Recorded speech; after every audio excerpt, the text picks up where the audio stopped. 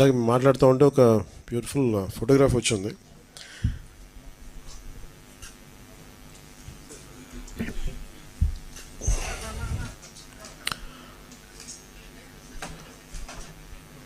ఇది international award తీసుకునేంత చాలా అంటే ఒక విపత్తు సమయంలో సహాయం ఎలా ఉందనేది క్యాప్చర్ చేయడానికి మీకా